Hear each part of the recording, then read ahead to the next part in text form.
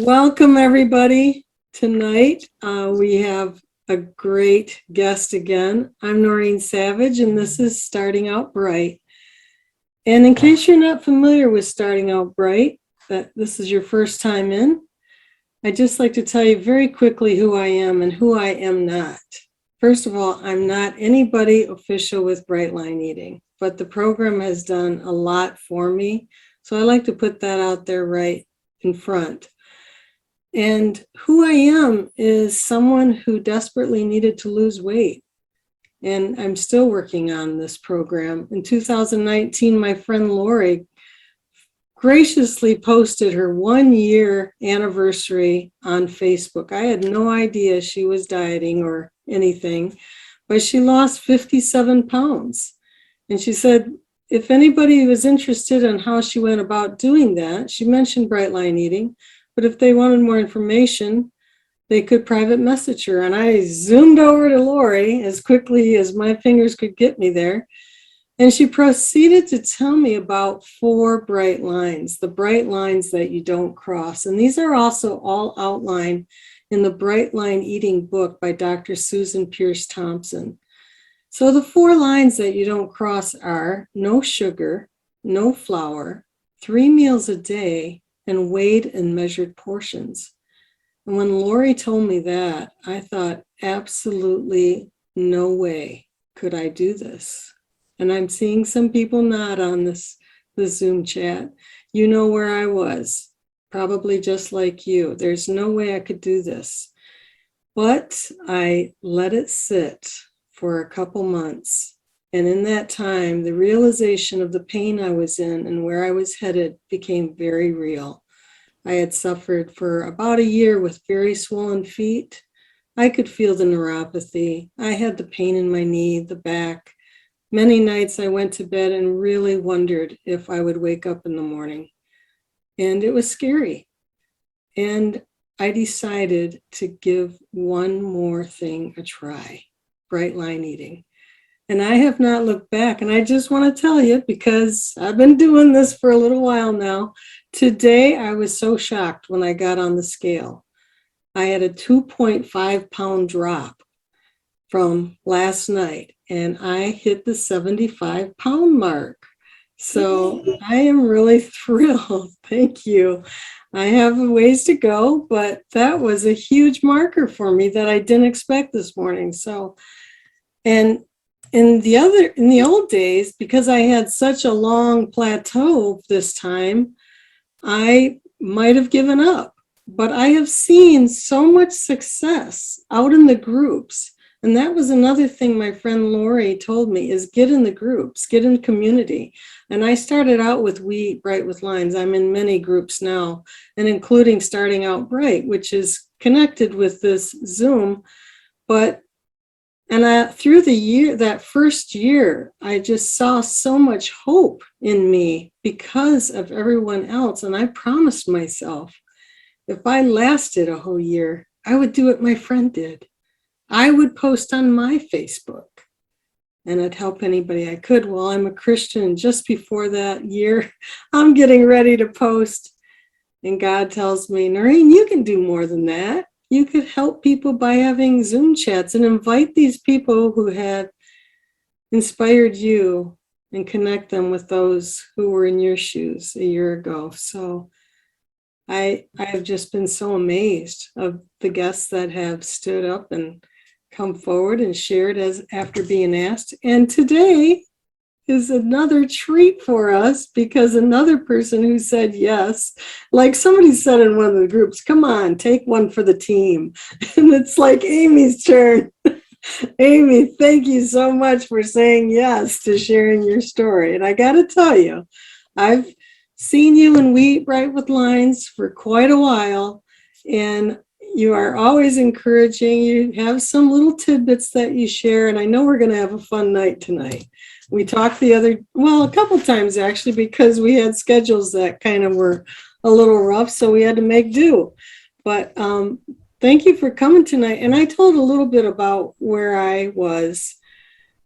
And I'd like to invite you to go back as far as you want, to kind of start us off with What brought you to Bright Line Eating? Well, I'll just start. The most important thing about me is that I'm a Christ follower.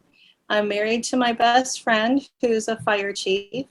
I'm a mom of 4 kids. I homeschool. I've been homeschooling ever since before it was mandatory. So I've been homeschooling our oldest, our seniors. And that's been 13 years because we all failed kindergarten. I was such a bad homeschool mom at first that we all had to repeat kindergarten.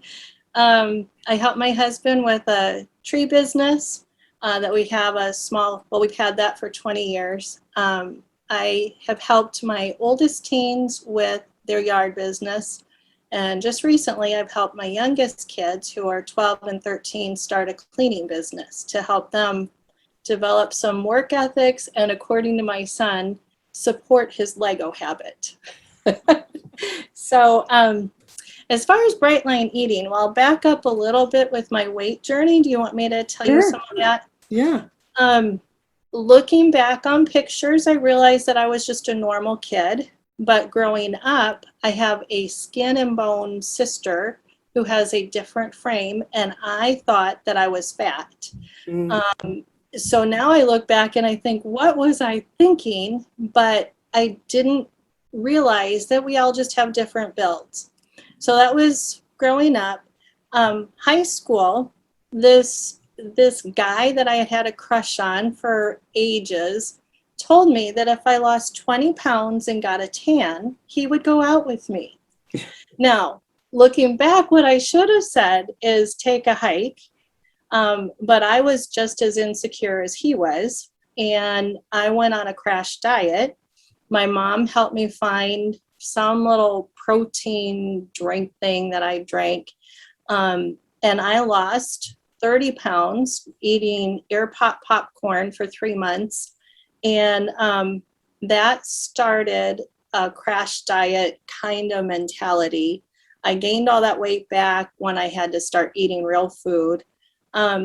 But I fast forward, I went to college, gained the freshman 15, but still it wasn't a big deal. Back then I used the chin method. Do you know what the chin method is? No. You put your chin down, and if you can see more of a double chin, it means you have to lose weight. That's really the only measure that I used for my weight loss. So I just would not eat certain foods until my chin didn't double up.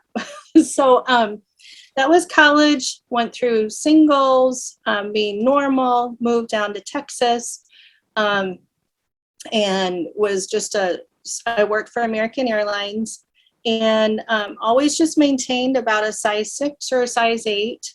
And then I had some personal issues that came up that really totally derailed me. I got sick and was bedridden for about 2 years, had chronic fatigue, fibromyalgia, and I started using weight as a protective coat and gained weight, and then didn't have energy to do anything about it, didn't have the energy to eat right, and it just started the cycle.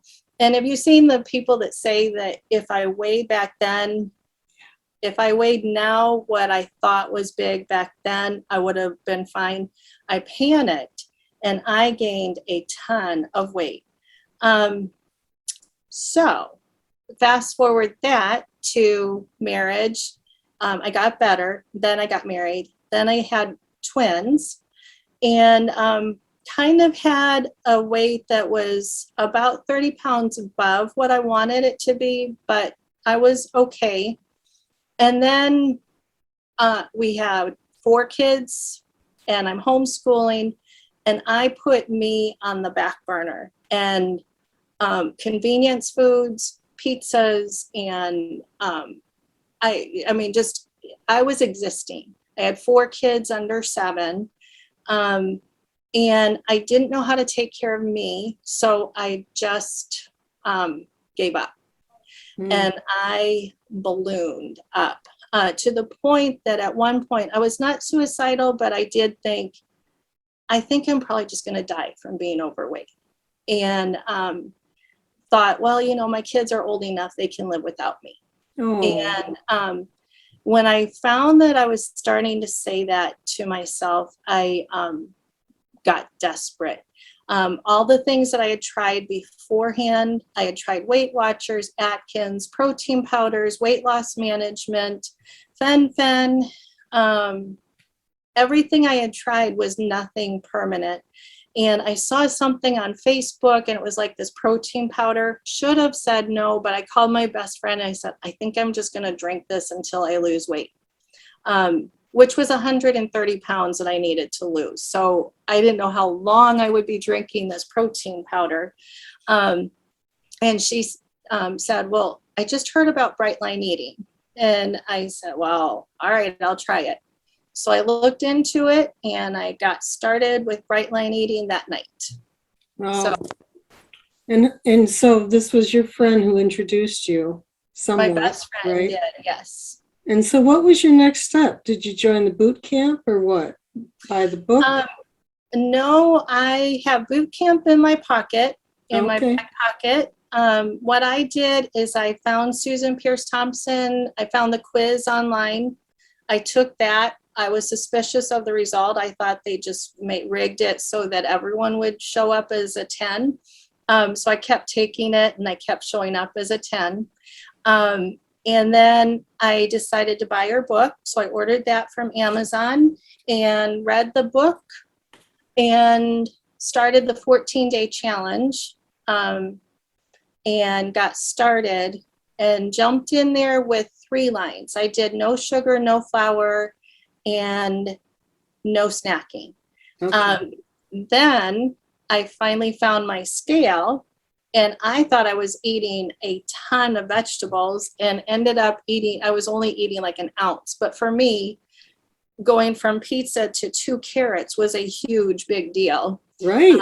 So And then I want to just say too, for those who may be new, when Amy was saying you took the quiz, you took the susceptibility quiz, right. which really tells you how susceptible you are to everything from overeating, sneaking around, all of that. So really, what is your addiction level? And there are more to it.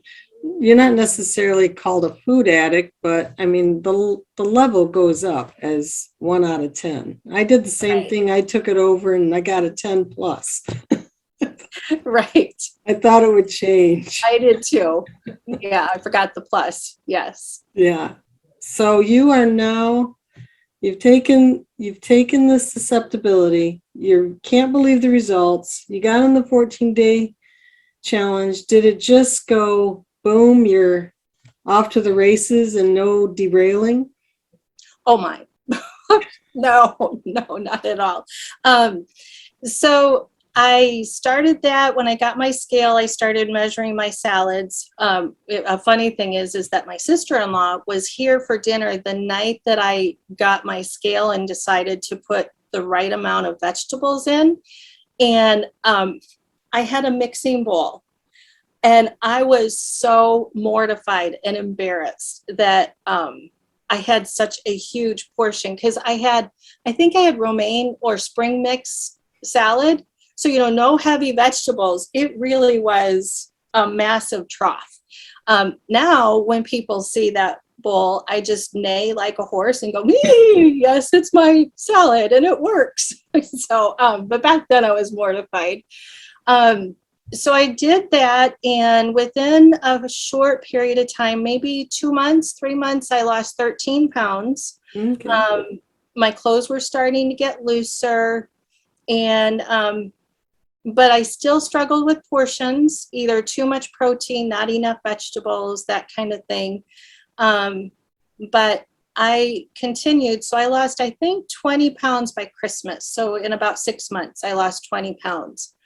And then a lady named Tony Visconti, who's in Bright Line Eating, she threw out something of, hey, join my poll, and I'm going to hold people to if you stay on track and if you're bright, and if you're not, you have to report why. And I called my best friend and said, I am scared of Tony. And she said, you got to do it. So I did. And with the next 6 months, I think I lost like 60 pounds, Wow. just being more accountable.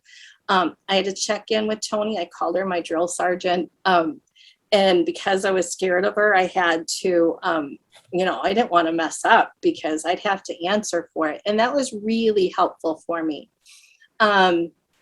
So within about 2 years, my weight loss started slowing down. So I think it took me about 2 years to lose 105 pounds.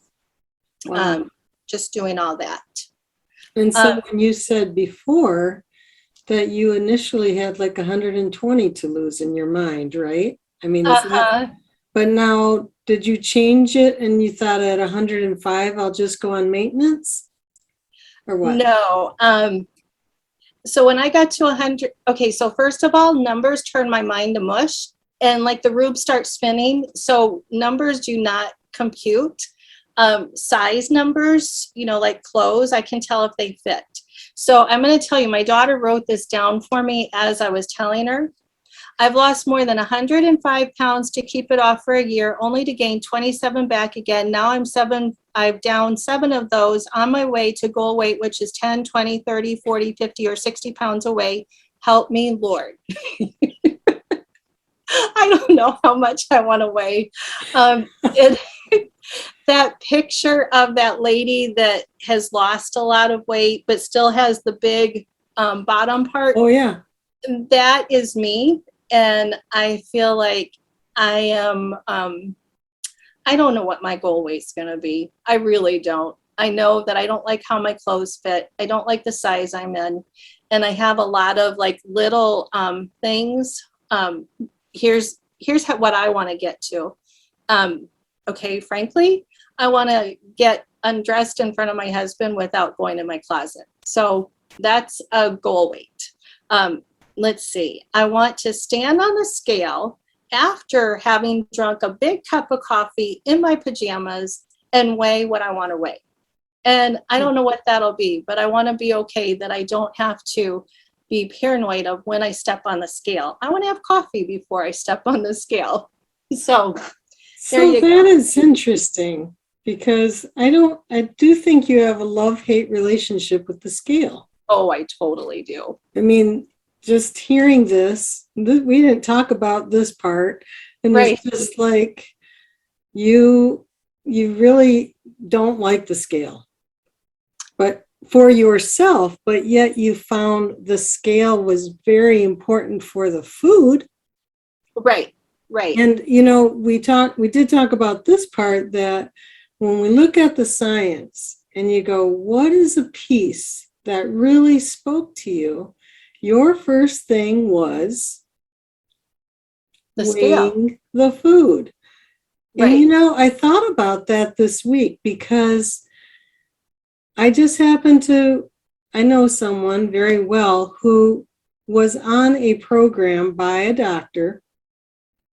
And I looked at the program and I'm like, wow, this is a really good program. Basically the same stuff I'm eating. What's the big difference? Doesn't matter when you eat, doesn't matter how much you eat. It's just good food. But do you remember, I don't know if you saw in the group, the Starting Out Bright group, Brian Boyd, he put together a sheet of if you eat this one thing, it will be this result after 365 days. Well, I took a look at that because we were talking about weighing. If you eat 1 tablespoon of sugar-free peanut butter and 365 days of it, you're going to gain 10 pounds. Wow. If you eat 10 almonds a day, I could easily do that. In 1 year, you'll gain 7 pounds. Wow. So, Susan talks about in the book that most programs, they could even have some substance to them, but they're left to us to execute them. Right. And I don't know about you, but when I fix my plate, I just have so much peace. knowing I've got just enough, not too much, not too little. And you probably look at your big salad bowl and think you have enough for your whole family there, but yet in your mind, you have weighed it and you know it's just the right amount. Right. So how did it go? Like, what were the tools that really got you? Like, Tony's drill sergeant stuff. Was it just the accountability, or did you change something completely from when you started? Even like, preparing, for the week or whatever. Did you change anything?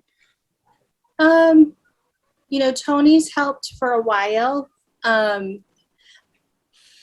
Let's see. I don't know. I have a whole list of things that I've used and tried to help. One is, and yes, I like the scale for my food. I feel like I'm not even sure if I get into all the term of if I'm an addict or not, but I will say that my switch is broken. My hunger switch, my off switch does not work very well. And so I could eat a whole bright line eating meal. And there are some days that I could actually sit down and eat a whole nother second bright line eating food. And when you see people that say, oh, I have such a hard time eating my portions, I always think, well, I'll take it. I'll clean your plate for you. So that is a switch that I really think is off and it's not working correctly. So I really need my scale. As far as the weight scale, I'll just finish that thought. And that is that sometimes I use that scale when I weigh myself as a club and I beat myself up. And sometimes I realize that it's a permission slip, which is, oh, you did really good today. Or the scale was a happy number, so you should reward yourself. And when I notice that I'm not using it just for data, then I have to put it away. And the only way to make it move sometimes is for me to actually put it away, focus on my lines, and then the scale number will start going back. I've started something recently because I really did get freaked out with gaining weight back. And I'll tell you why I did that in a minute. But I had to put the scale away again, and I got out my tape measure and I just measure my waist. And it's a way that I use to keep myself accountable every day, but not to freak out with whatever the scale says. So I don't know if that, Is that working for you? I don't know. I kind of think I need to go back to the scale because it really does kind of keep me honest with, you stretched the portions a little too much again last night. You need to stop. Well, now So, what do you do for preparation? How do you plan for that? Or are you just, is it the BLTs for someone who's new, that's bite, licks, or taste? Or is it truly that, as you said, the switch is broken and you want to go like maybe a second helping? That kind of thing? it's usually that I'd like a second helping. My kids are absolutely, and my husband are my best support systems. So early on, I noticed that when I would go out to help clean up the kitchen after dinner, that's when it was just easy to eat another whole serving of protein just while you're putting everything away. Oh, So because I noticed that, they offered to just take over cleaning up the kitchen. So most nights they clean up the kitchen and I sit in the living room and my husband and I have a few minutes to ourselves. wow. So that helps. But yes, it's that kind of thing that I have to do with clamping down on the bites, licks, and tastes after dinner. Well, and also you are very involved with your family. You do the homeschooling, but you've included about food and nutrition, and you do something very interesting that might even be kind of an experimental to most people. I've never heard of it before, but can you talk about that? Do you mean the sugar points? Mm-hmm. So, Well, that's one of the things, and also the menus. oh, right, right. So, my kids don't struggle with their weight. But it was, and Susan Pierce Thompson talks about keep your eyes on your own plate. So for the first long while, I think it was a year and a half, maybe 2 years, I didn't say anything to my kids. I just kept my head down and focused on, I need to get me straight. But as I had lost the weight and I had kept it off, I started looking around and I thought, ooh, they are eating a lot of sugar. And I was praying about what do I need to do to help them, because I didn't want to set them up for weight struggles. I didn't want to make them paranoid, but I wanted them to be more healthy.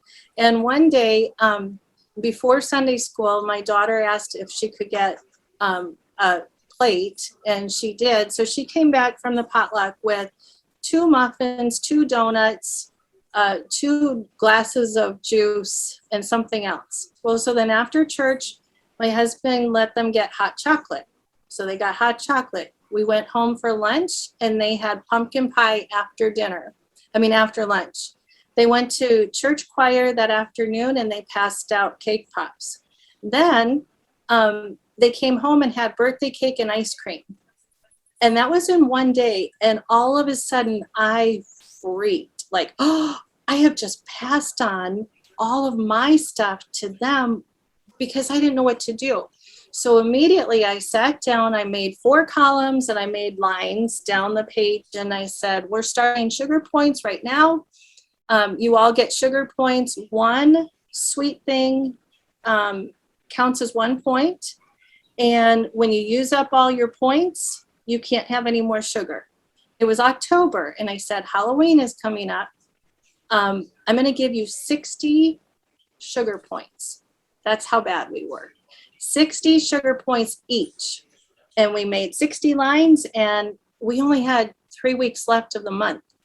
And I said, if you don't save your sugar points for Halloween, you don't get anything for Halloween. And I put it on the refrigerator and it became a contest. And everyone started, ooh, how many sugar points do you have? Oh, and one of my kids blew through her sugar point. Oops, sorry, supposed to be discreet. Well, all right. One of them blew through her sugar points. And on Halloween, she didn't have any sugar points left. And I felt like the worst mom, first of all, for letting them have that much sugar. Second of all, for not letting them have Halloween stuff. And what we came up with is that she couldn't eat it on Halloween. She had to wait till a new month where she had new sugar points. And from that point on, she has stayed within her sugar point budget. And let's see, so we went from 60 points. I think the next month was 40 points. The next month was 20 points. And now after doing this a year and a half, they have 8 sugar points a month. A month.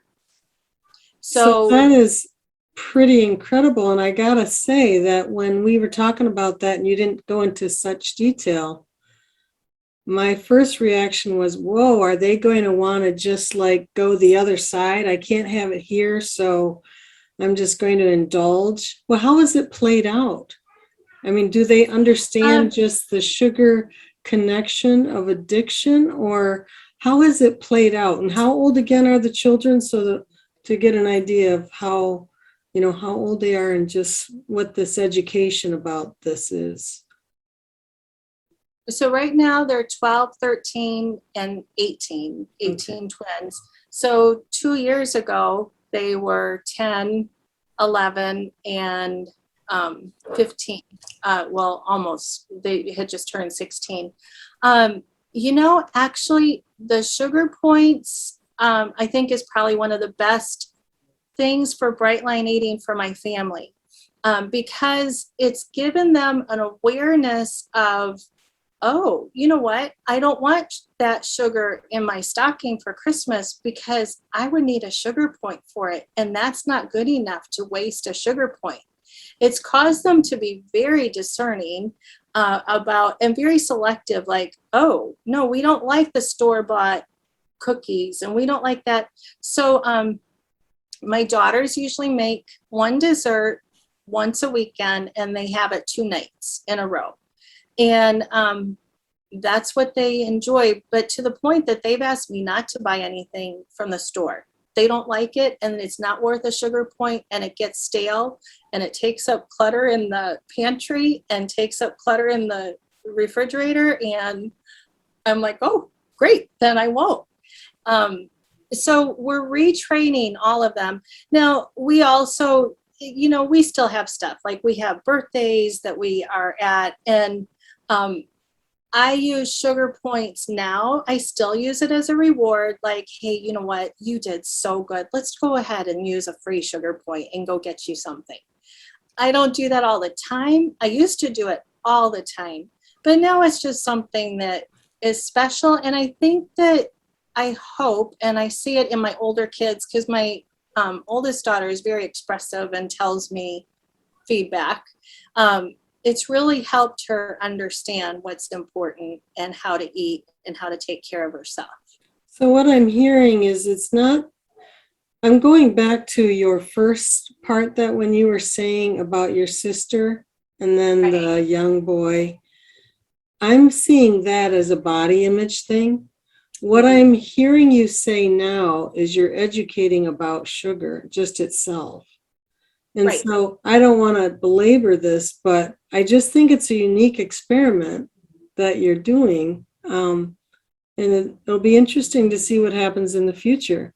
And yeah, I know that you've gotten them involved in other things too. But I want to go back to what has been some of the tools that you have really used yourself to get on track. I know that you said something about your refrigerator is like one of your superpowers. So let's see, tools. I wrote this down so that I wouldn't forget. Okay, so fasting. Sometimes I use fasting. Fasting can be for several reasons. Sometimes I do it just because life gets too complicated. It comes at me too fast, and I will see, I just need the Lord. So I will fast for spiritual reasons. Sometimes I will use fasting as a punishment of I could tell that food had too big of a hold on me. And I think that anything that we put above God becomes an idol. And there will be times that I will see that food becomes an idol for me. So I will fast to break that hold. And I hate it. I hate fasting. I like my food. But it's to remind my heart that Jesus is more important than food. It's to remind my mind that I'm the boss, not food. And it's to remind my body just losing control. So that's one of my tools. Sometimes I will not do grain. I can tell I'm struggling with some inflammation at times. And so I will skip a grain. I know you're supposed to, whatever change you do, you're supposed to do on a long term. So I might do that for a couple of weeks because I can just tell that I don't feel as well. I struggle with blood sugar. One of my non-scale victories is that my A1C went from 13 and now it's 5.4. And I've done that with no medicine. I've done that through Bright Line eating and some vitamins I found at the health food store. So the grain though, and sometimes the fruit can kind of make me feel weird. So sometimes I'll substitute fruit for vegetables. Another tool is that I increase my water a lot. Another tool that I use to manage being faithful with Bright Line eating is sometimes I wear too loose of clothes because I like actually feeling like I'm small in my clothes. Sometimes I wear tighter clothes to remind me that I have some new curves that I had forgotten were there, and I kind of like that. Let's see, I read my Bible, I focus on relationships, and I'm going to post something in the Starting Out Bright later. I've been looking at what some of the triggers are, what some of the traps are, and one of the triggers are all of these things like celebrations and holidays and birthdays and parties and potlucks. And I've had to retrain myself that all of those have some kind of food. I mean, I can say Thanksgiving and we think of, I mean, you can click off all the foods that are associated with a season change, a snowy day, a rainy day. We have a whole host. If you're a good eater like I am, you can find a whole host of food that's attracted or attached to that. And so what I've started doing is focusing on what is the event about? What is it's about a birthday or a wedding or being thankful or celebrating Jesus at Christmas or whatever it is. I focus on the relationship. And that has been a really big tool for me. Because even like when my family enjoys their dessert 2 times on the weekends, sometimes I'll leave the room. Sometimes I'll walk. Sometimes I'll stomp around the block because I'm throwing a temper tantrum. Like, I'd really like that. But most of the time, I just enjoy being with my family. And it's the relationship that I'm enjoying, not the food. So I focus on that. Another tool is the Happy Taco. I'll post that in your group. Have you guys seen that? It's I've posted all the time on We Bright Live with Lines when people say, "Oh no, I fell. What do I do?" And I'm like, you know what? You get right back up. You don't sit down and wallow. You don't give into the what the heck approach. You do not wait until tomorrow to diet, because do you know how many things you can eat between now and tomorrow? Right. You can do a lot of damage. And I can tell you from firsthand experience that I have done a lot of damage. I'm not proud of it. I'm just also not trying to be so serious about it. So I don't want to make light of it. My goal really is really good portions and strict lines. But when I don't, for whatever reason, a Happy Taco keeps me going, which is you scoop all your stuff back in and you get right back up and you move on. And another tool is I start now. I don't wait till Monday, the first of the month, after this holiday, after this birthday, after the sickness. I start now. And that is probably the biggest thing that has made a difference for me. As far as my mindset, because I'm right back on there, and that keeps me going. Sometimes I go to bed early. Sometimes I will have an Italian cream soda. This is my little tool.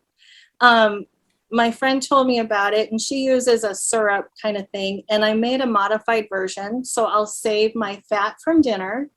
I take club soda, put it in a tall glass with ice, and pour about a tablespoon of heavy whipping cream. And then you can flavor it with extract. So I use vanilla extract. I'm not worried about the alcohol in it, and it tastes really good. And I'll drink that with my family when they're having their thing. I don't do it all the time, but I always have a bottle of club soda in the refrigerator that is chilled and ready to go if I need that. Sometimes I don't even save my fat from dinner. I just add an extra fat, because my thought is I'm either going to have an extra tablespoon of fat or I'm going to have a container of whatever. And nope, this is a better choice for me. So you're really aware of these triggers. One that you brought up that I thought was quite interesting is change of seasons. And preparing for that. Because I thought about that when you go into, and I used to have a retail store. That's what makes it attractive, the displays. And it's an inviting way to welcome your customers in, by setting up this display. But when you're going into a grocery store, or most places, it's around food, and those have the emotional attachments too. Right.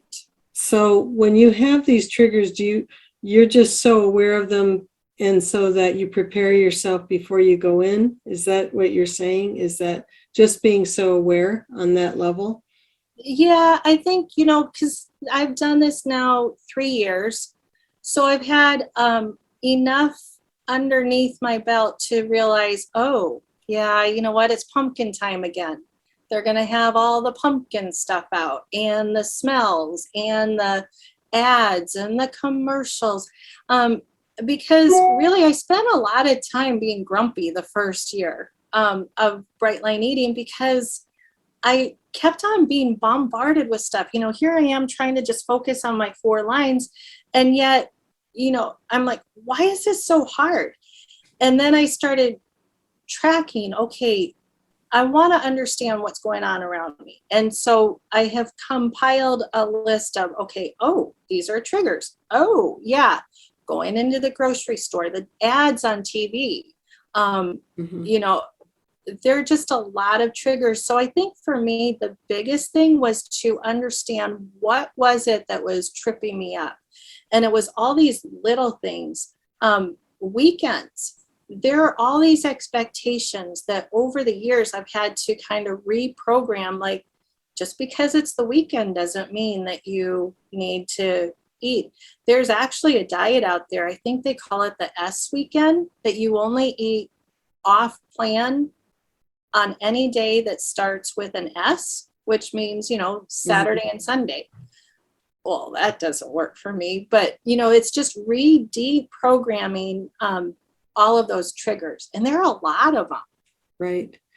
So I want to ask you one thing too about resuming, because I know that you lost the 105 pounds, but you said at the beginning of the year to me that you gained some back.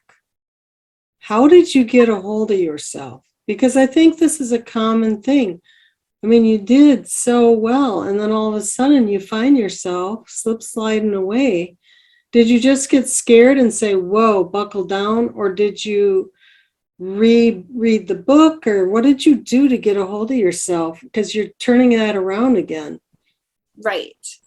Well, I think what happened is at the beginning of the year, I was in a group called Beth Wilson has it. It's a $50 challenge. She always posts it in We Eat Bright with Lines. And you pay $50. If you stay bright for the duration of the contest, you get that $50 back. If you don't stay bright, you contribute your $50. It goes into a pot and it's divided among everyone else. So I did that, and it really kept me going on the track. So that did help me. I think I did that like from November to the first of the year. And we're a 1-income family, so I am really tight with money. But I messed up one day and I ate some fish sticks that had flour on them, and I lost out on the $50 challenge. And something shifted in my mind with this, oh, you lost your $50. So now you can eat whatever you want. And I thought, no, I can't, because I'm going to gain my weight back. And so I thought, I'll allow myself 5 exceptions. And Oh, I've lost my $50. I don't have to be completely bright. I will allow myself 5 exceptions until the next challenge starts. Okay, the problem with 5 exceptions is that my mind started saying, okay, did you mean 5 pieces or 5 meals? Oh, did you mean 5 meals or 5 days? Oh, did you mean 5 days or 5? It just became like this wow. incredibly slippery slope. So the way that I'm getting back, I'm going back to, okay, just follow the plan. Like, stop doing the exceptions, add water, get sleep, make sure you're praying, make sure you're reading your Bible. Mhm. I added some extra accountability. I have a group of some fantastic ladies and had to just start reaching out to them and saying, all right, I need some help. So we're running out of time, and I want to make sure that I know you mentioned some non-scale victories here. Are there any others that you've had with I mean, you're still like close to 100 pounds off. Right. Well, my A1C is really good. I can sit in a booth, like in a restaurant booth, Yeah. and I don't get stuck. I can tie my shoes, but then I have a lot more energy. I started a small house cleaning business with my youngest kids, and I can get up and down off the floor. I really enjoy just having finally the energy. I think sometimes bright line eating starts off with the weight that you want to lose, but then I'm realizing it's the life that I have now, the life that I'm able to enjoy more. So we can go kayaking and I can get a life jacket and they don't have to go find me a different size. We go on amusement park rides and I have a seatbelt that can just fit for a normal person. We played laser tag and I just have a jacket that could easily fit in. Let's see, the gown at the gynecologist or the doctor, they didn't have to go to 5 different rooms to find the right size for me. So those are some really good things. Hernias are under control. Plantar fasciitis is gone. I used to consider how many steps I would take from my chair to wherever I was going because my feet hurts so bad. I don't have mood swings. I'm present with my kids. My rings still don't fit. I think my knuckles have grown.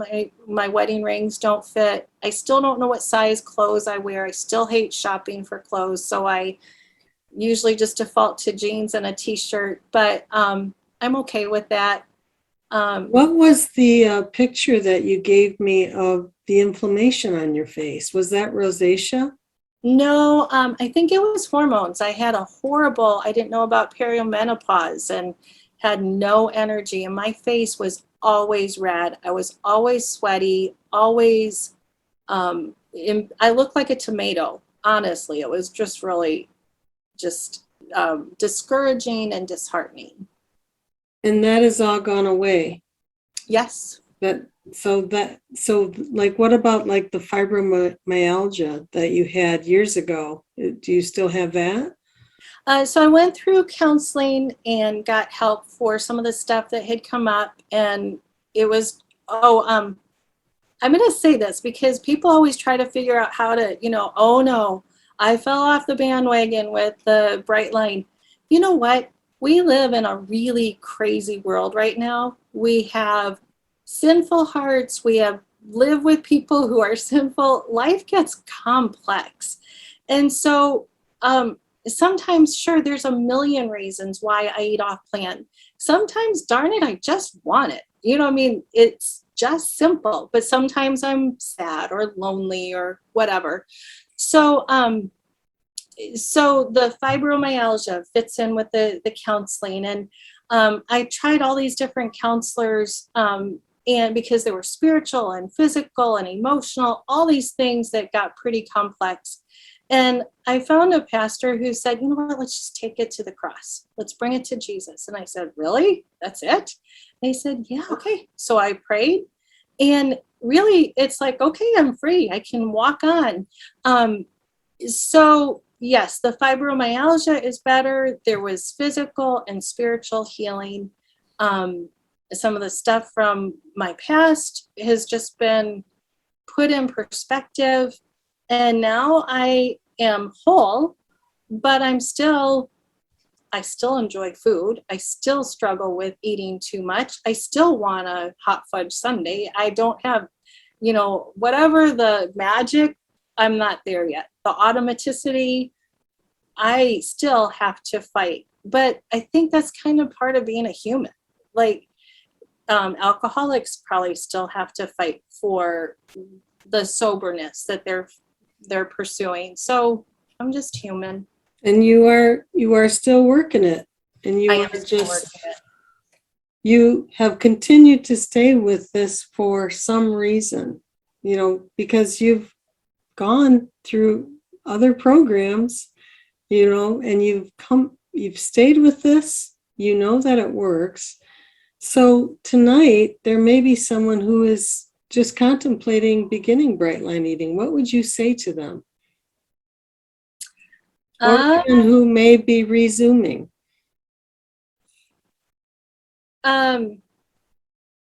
What would I say? I would say there's hope. I would say, if there's nothing else, I hope that I give you hope tonight. I hope that I have shared enough of the non-scale victories that, there are so many things that we don't even realize that we carry around with us when we carry around extra weight. And it's really not about the weight. It's about the mentality. It's being discouraged and disheartened and lonely and sad and discouraged. And so I want to tell you that you can be freed up to be loved. You can be freed up to love, and your worth. People always ask me how I do this with a family. I have practical things that I've done with a family, but really I just insert myself in now. It's not an either or. I take care of my family and I insert my salad. I take care of my kids and I insert making sure I reach out to a bright line eating friend. I'm learning how to insert myself, and I want to give someone hope that they can also insert themselves into their life. And I think that your honesty in saying that you don't have a perfect straight line, to me, that gives me hope that even if I should fall off someday, whatever, and I don't have a perfect journey. What is perfect though, really? I think you truly do the best you can at the moment that you're in. You plan, I do too. And I know you planned quite a bit, but things come up, and then you plan from there in that moment, just as we all are right now in this COVID, era. We are planning in the moment. We may go to a restaurant and not expect something there, or we may go to a family gathering and not expect something there. And have emotions that come up that we don't expect. We can go to a grocery store and be triggered by the seasonal display. We didn't expect that. So we can plan and do our best. But it's like you said too, you're not putting it off for another day. Like, just do your best right now beyond this moment that you've made a choice, whether you think it was good or bad. I like to not think of it as bad. I just like to think like, this is the choice I made. Like right now, this was the choice. It doesn't make me a bad person. That's, it's just like that body image of the little girl. It doesn't make you a bad person. Right. That, you had a different body profile, or maybe the young boy didn't like you enough because you weren't a certain, the insecurities, as you say. So here we are at the end, and I think that you've given us a lot to think about, and also a lot to think about with our families. I've done some what I consider bright line baking, and it sometimes can be challenged. But I know I've had the situation where I'm giving this food to like a grandchild, and they love it. And I think, well, what will be the future of that? Will there be one day that they say, no, this is my food. That other stuff, that's too sweet for me. Like if you're now being conscious, like, I really like this. And just as your children already are doing that, like, oh, I don't want to do that. I think, we have the power to change generations. Mm-hmm. And I think you're doing it. So my hat is off to you, Amy. Thanks for taking one for the team today. Can I tell you something real quick? Yes. I did start a Bright Line Eating Framework checkoff sheet with my kids as well. And what I have is just protein, grain, fruit, fat at every meal, and fruit or veggies. And it's just breakfast, lunch, and dinner. And they have to check off if they're doing it. I don't care about portions. It's just for them to be aware of balanced eating throughout the day. And that has helped them. We're still working on that. That is still not as successful because, I mean, vegetables like every day. And ketchup doesn't count. So we're working on that. And then the other thing that is really fun, I think, just affecting the next generation is I asked one of my kids to cut up an onion, and he pulled out a knife this big and started to whittle. And I thought, oh my word, what happened? So we started, they're all in charge of a meal, not a meal, a week, a month. And they rotate and they work with me and we plan every meal. They grocery shop, they do the list, and they prepare every meal for the whole week. And that then we're able to, hey, I need my Bright Line Eating food. What can you make for me? And it's just, I don't make them eat all of my food, but they're getting an awareness that is really fun. So Wow. that's kind of good. I think that without having the limitations of like the amounts and the weighing, at least getting understanding that's kind of the nutrition of the thing. Again, going back to nutrition, not about the body size, it's the nutrition of what you're eating and what is not nutritious. Right. So just really, really understanding it so much better. So I am going to, we have to close up, but do you have any last word, Amy? I'm going to put some songs on your sheet or in the group.